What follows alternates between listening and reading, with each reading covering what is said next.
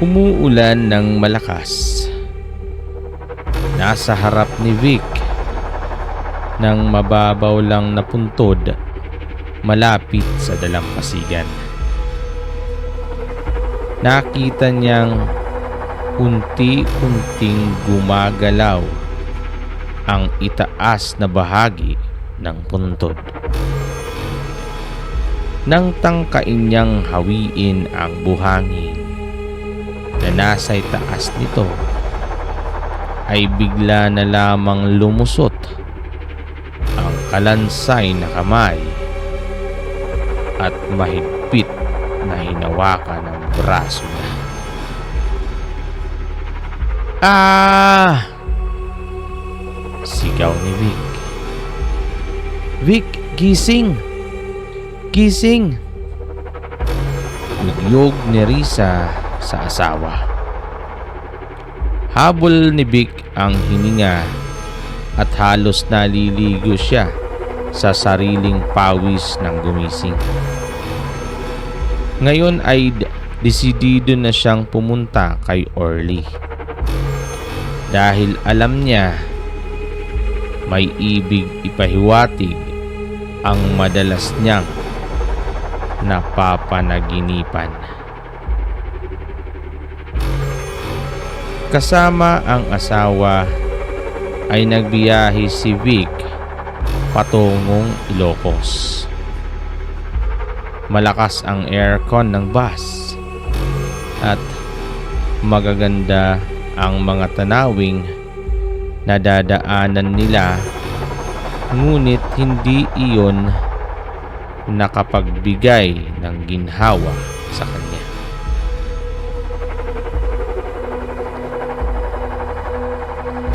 Hindi nagawang ipikit ni Vic ang mga mata nang makitang matalim ang mga tinging ipinukol sa kanya ng lalaking nakaupo sa kabilang hanay. Malapit ito sa pintuan ng bus. Agad na umiwas ng tingin ng lalaki. Lumatay ang kaba sa buo niyang katauhan nang mapansin ang maliit na tattoo sa gitna ng batok ng lalaki. Hugis ulo ng kambing. Meron ding ganoong tattoo si Ruel, ang kaibigan niyang namatay ilang buwan pa lang ang nakakaraan. Naisip nga niya na baka miyembro rin ang mga ito ng secret society, kung saan ay nabanggit dati ng kaibigan na gusto nitong salihan. "Han, bakit ka namumutla?" "Naninibago lang siguro ako sa biyahe, Riza." Nang muli siyang tumingin sa kinaroroonan ng lalaki, ay wala na ito roon. May bago nang nakaupong lalaki. Semikalbo rin ang gupit, kung kaya't kita ang maliit na tattoo sa bandang bumbunan nito. Katulad din ng tattoo ng nauna. Masama na ang kutob ni Vic sa dalawang lalaking kasakay. Kaya di na siya umidlip pa. Napalagay lang ang loob niya nang bumaba ang dalawa bago pa man marating ang destinasyon nila. "Sayang, 3 days lang ang leave mo sa opisina. Parang Vic, mabibitin kami ni Maring Risa sa kwentuhan niya." Tuwang-tuwang salubong sa kanila ng asawa ni Orly. Foursome sila noong college days na natukoy sa double wedding. 2 buwan pa lang ang nakakaraan. Ba't kailangan pang bumalik ka sa islang iyon, Vic? Nagtatakang usisa ni Orly nang magkasarilihan silang magkaibigan. Gusto ko lang makita uli ang puntod ni Ruel. May gusto lang akong tiyakin, sabi niya. May sariling yate si Orly. Iyon ang ipinahiram niya sa kaibigan. Pinasamahan na rin niya ito kay Mang Nito, ang katiwala niya sa kanyang resort, at siyang nagmamaneho ng yate. Kailangan ba talagang pumalaot si Vic para gumaling, Orly? Nagtatakang usisa ni Riza. Madalas ang sobrang pag-iisip ang sanhi ng grabing mga sakit, makahulugang sabi ng doktor. Bago dumilim ay makakabalik na sila. Mahigit 2 oras bago narating ni Vic ang isang maliit na remote island. Tumanda na ako ng ganito, pero ngayon ko lang nalamang may isla pala rito. Manghang bulalas ng matanda. Puting-puti kasi ang dalampasigan at mayayabong ang mga puno. Mahilig kaming mag-adventure noon nila Orly sa Malas. Naabutan kami ng bagyo.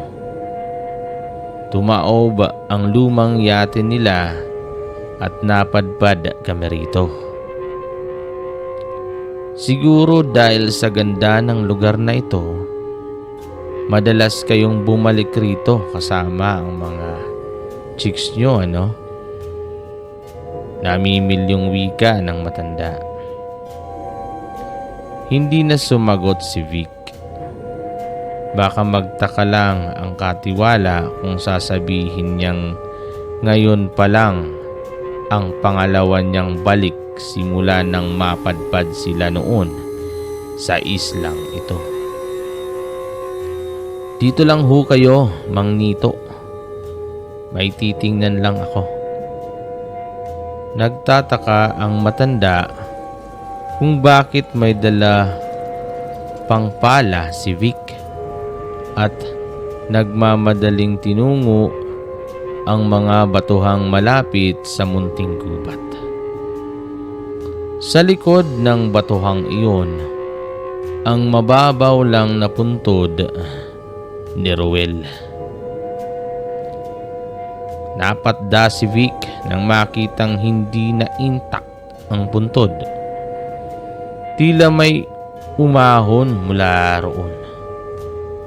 Pinagpawisan siya ng malapot kahit malakas ang ihip ng hangin.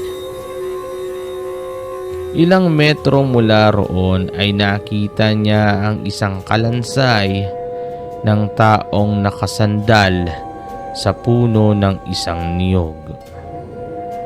Suot pa noon ang damit ng kaibigang si Ruel. Nanlambot ang mga tuhod ni Vic. Gustong tumakas ng kanyang katinuan. Buhay pa nga si Ruel nang inilibing niya roon. Tama si Orly. Sa pantahan nitong baka hindi pa patay si Ruel noon. At kung pumayag lang siya noon sa suhestyon ni Orly na muling hukayin ang bangkay at isakay din sa motorboat na dumaan sa islang iyon, marahil nabuhay pa ang kaibigan nila. Nang makabawi sa kabiglaan, ay tumakbo na pabalik si Vic sa kinaroroonan ni Mang Nito. Palagay na ang loob ko. Hindi totoo ang napapaniginipan ko, Orly. Pagsisinungaling niya.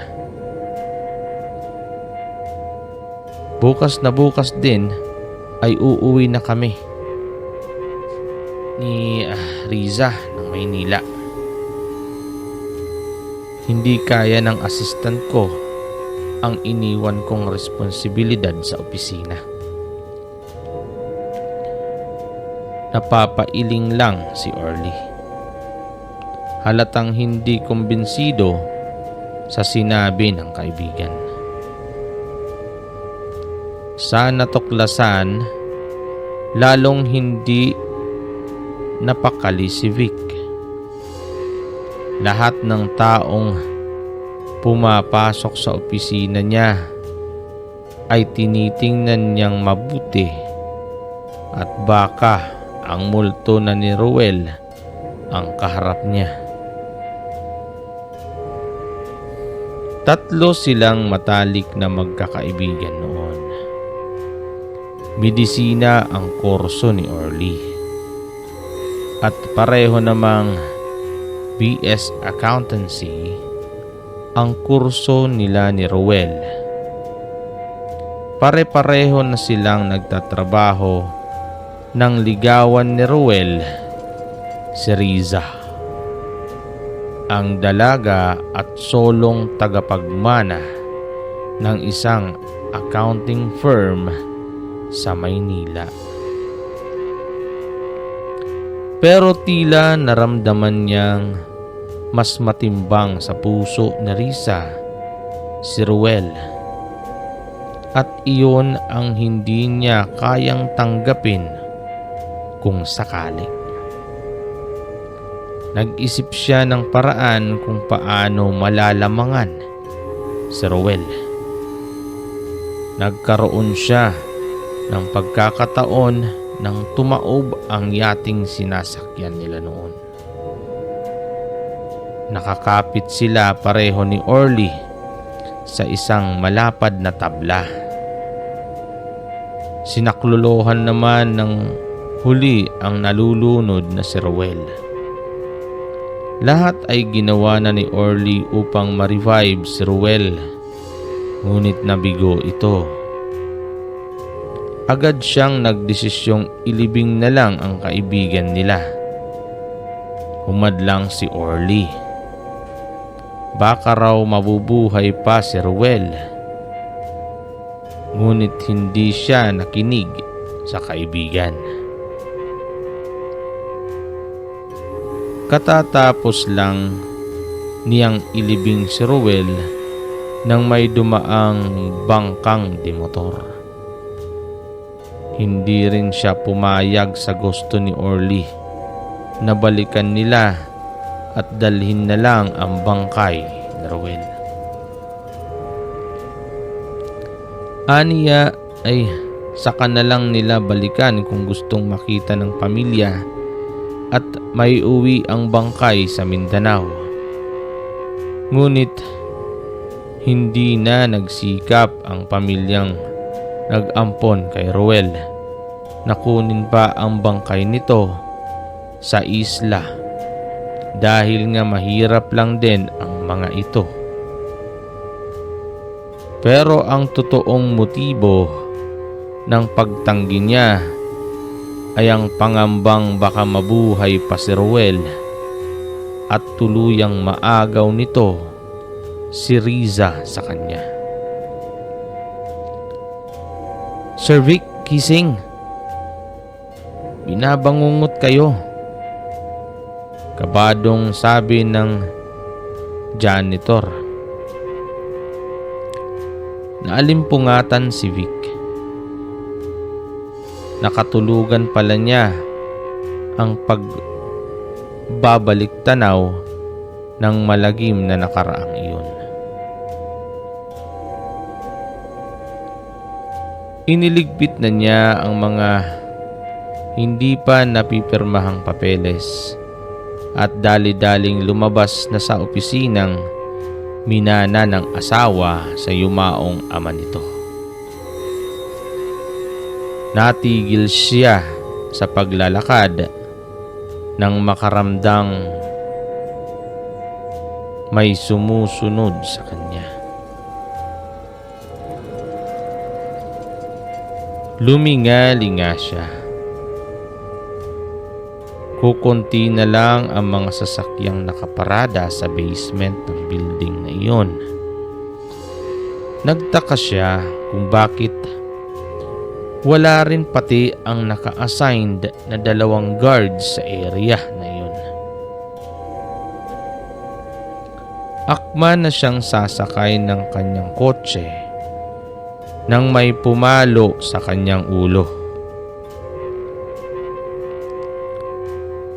Nang bumalik ang malay ni Vic ay nasa loob na siya ng tila isang kabaong.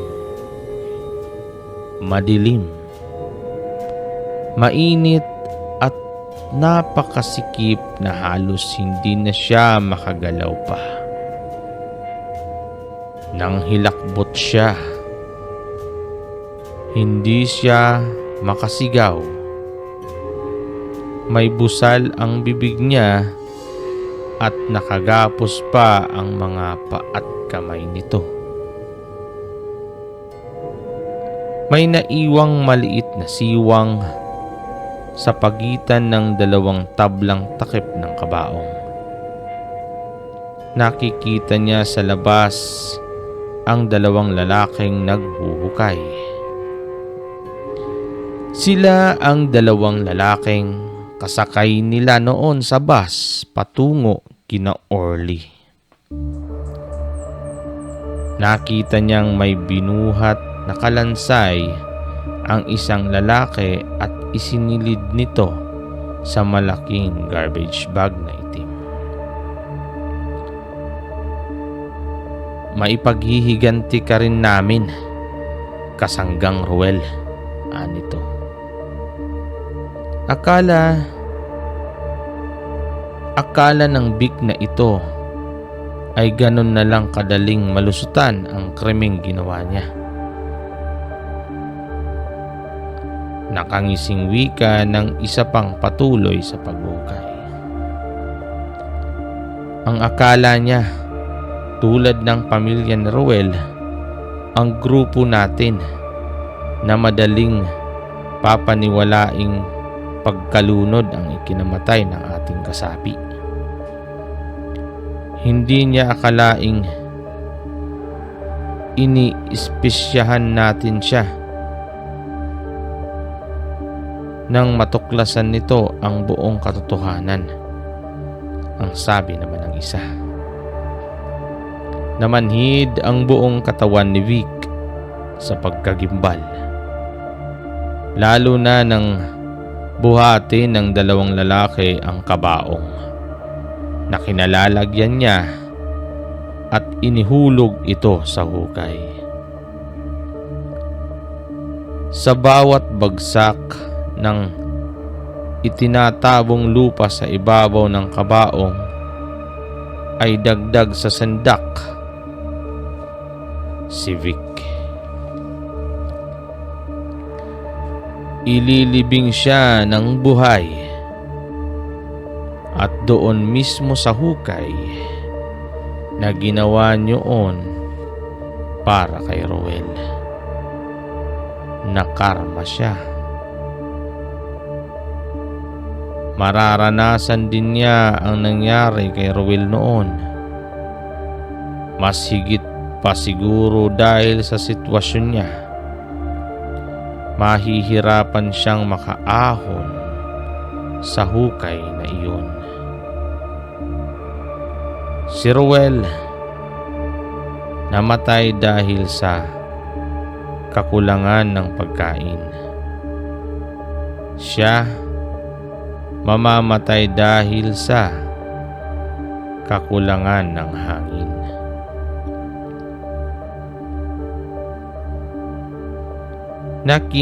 Kinikita na niya ang mangyayari sa kanya.